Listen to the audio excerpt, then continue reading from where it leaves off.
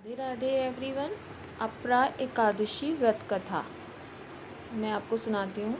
तो 23 मई को यह व्रत रखा जाएगा। इसकी कथा इस तरह से है कि युधिष्ठिर कहने लगे कि हे भगवान, ज्येष्ठ कृष्ण एकादशी का क्या नाम है तथा उसका महत्व क्या है, सो कृपा करके कहिए।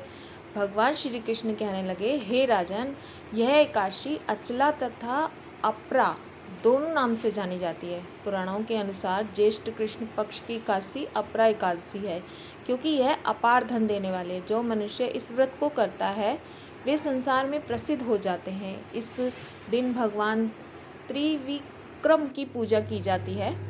अपार एकादशी के व्रत के प्रभाव से ब्रह्म हत्या, भूत योनि, दूसरों की निंदा आदि से पाप दूर हो जाते हैं।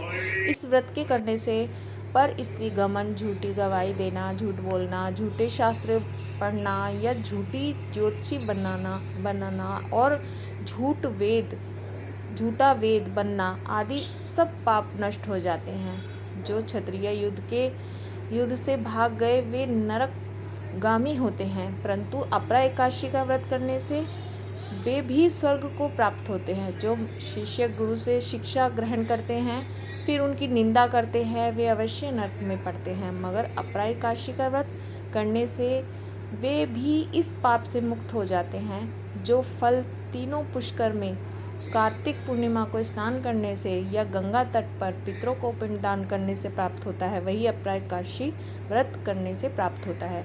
मकर के सूर्य में प्रयागराज के स्नान से, शिवरात्रि का व्रत करने से, सिंह राशि से और बृहस्पति में गोमती नदी के स्नान से, कुंभ में केदारनाथ के दर्शन या बद्रीनाथ के दर्शन, सूर्य ग्रहण में कुरुक्षेत्र के स्नान दर्शन, स्वर्ण दान करने से तथा अर्ध प्रसूता गोदान से जो फल मिलता है वही फल अपरा एकादशी के व्रत से मिलता है। यह व्रत पाप रूपी वृक्ष को काटने के लिए कुल्हाड़ी है। एकादशी व्रत तथा भगवान का पूजन करने से मनुष्य सब पापों से छूटकर विष्णु लोक को जाता है। इसकी प्रचलित कथा के अनुसार प्राचीन काल में महीध्वज नामक एक धर्मात्मा था। उसका छोटा भाई वृषध्वज बड़ा ही क्रूर और अधर्मी और न्यायी था। वह अपने बड़े भाई से द्वेष रखता था।